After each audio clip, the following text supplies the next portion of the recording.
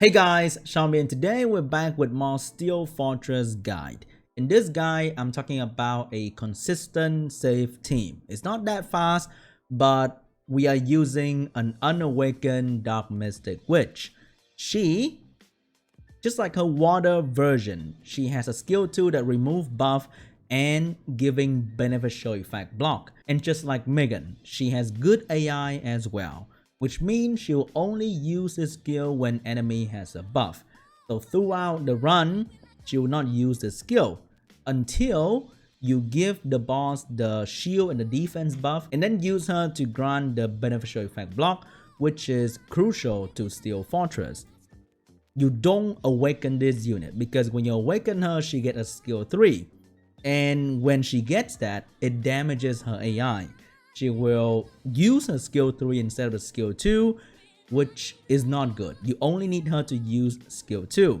Let's go for a run. This is not my account. This is my friend's account that he's using this team with. I run a Dark Living Armor team, which I consider as more of like a speed team. I average 1 minute in my team and sometimes it can go down to like 50 seconds.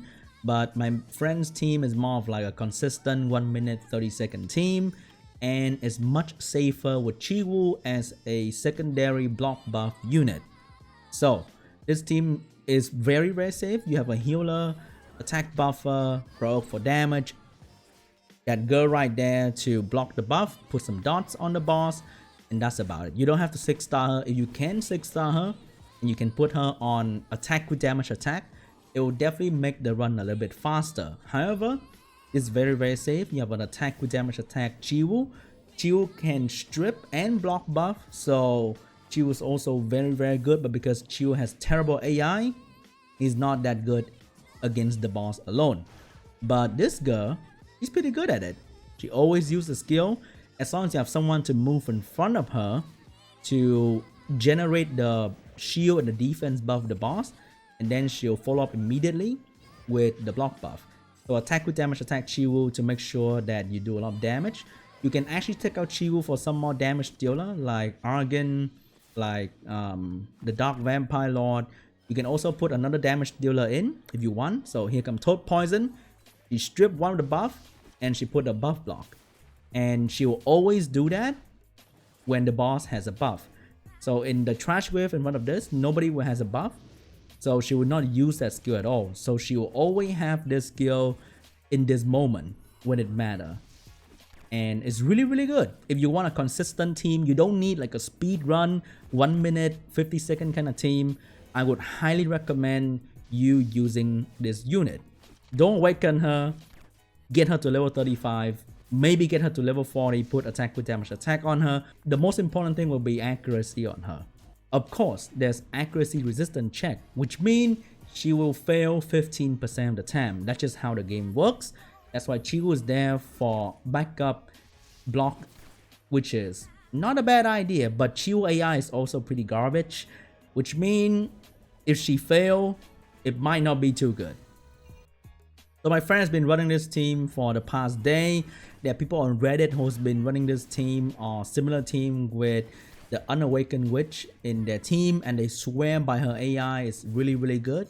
I've been running this team before this recording and it's okay. It's consistent.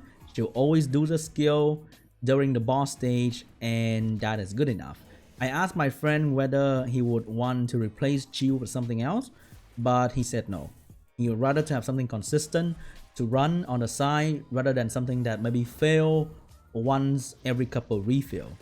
So that is his choice. What is your choice? Let me know in the comment section down below.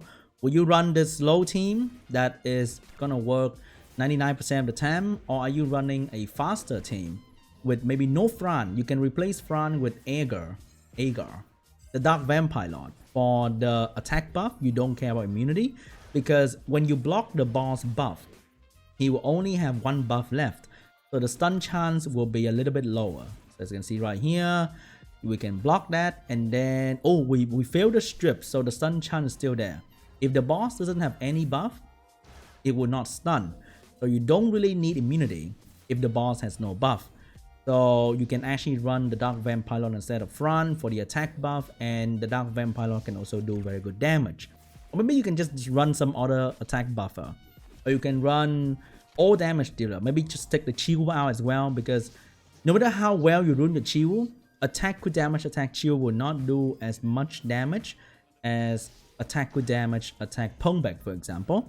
Or just a pure damage dealer like Crow, like another Rogue or something else that just purely do damage. Here you can see not very fast run, but consistent, and a lot of people prefer that over fast run. So maybe this is gonna be an option for you. I think next up I'm gonna show like a speed run from my other team, and it's pretty good as well, just that sometimes the living armor can fail miserably.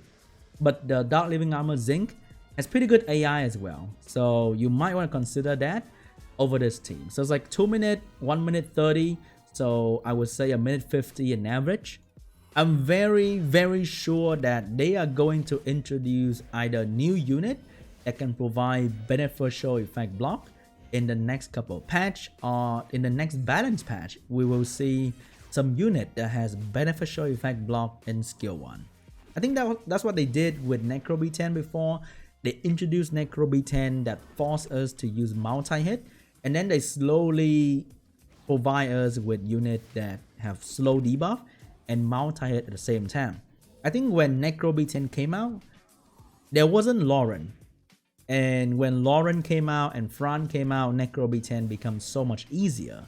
So maybe they just kind of tease us with this, and they're gonna buff other unit to have beneficial effect block, and they're gonna buff more unit with strip and beneficial effect block in the same skill. So let's wait and see, because if we rush to build all these units, and then they're gonna buff some unit to be like so good in this dungeon, we're just gonna build that unit instead. But for now, from all of my experience so far with all the buff blocker, I really like this girl. She seems to be super consistent. Just, you know, ignore the accuracy resistance check. She's very consistent. The next one in the line will be the Dark Living Armor. He will most likely use the buff blocking skill when he has it. And I think other options like Argent, Agar, Chiwu, Pongbek that people use, Brick that people use, they are all okay because they are damage dealer and they can bring this debuff as well. But they all have bad AI, so using them is kinda annoying when you look at them not using the skill.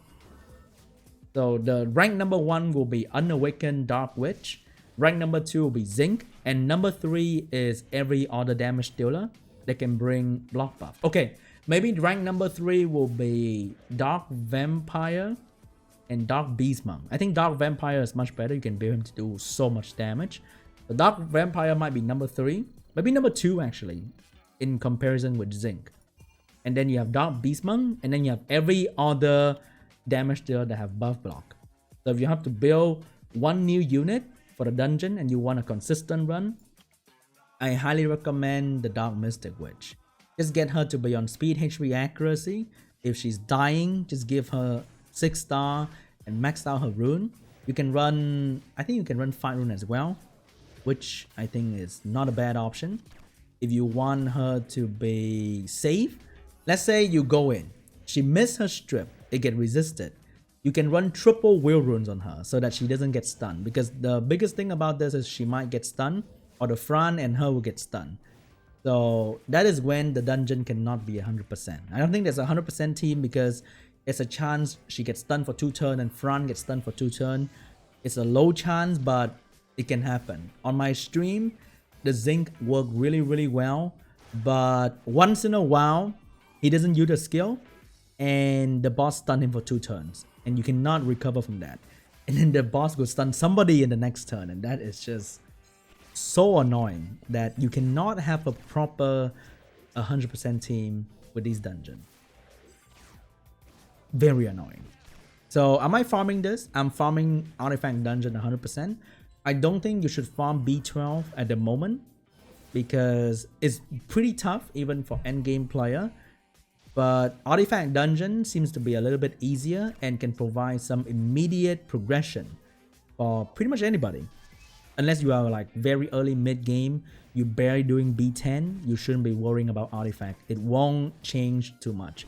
But if you have maxed out your rune, you have maxed out at least purple grind level on your rune, you cannot improve them any further unless you get a new fresh rune with trip quad roll. Then artifact can do a pretty good job at giving you some extra boost in damage and tankiness. That's why I think farming artifact will be very, very important right now. Alright, so that is Gina in Steel Fortress. I think she's pretty solid. For a couple runs you see I do on the video, and for a lot of runs that I did off video, she's pretty good. Very solid. I would definitely recommend to build her if you want a consistent run.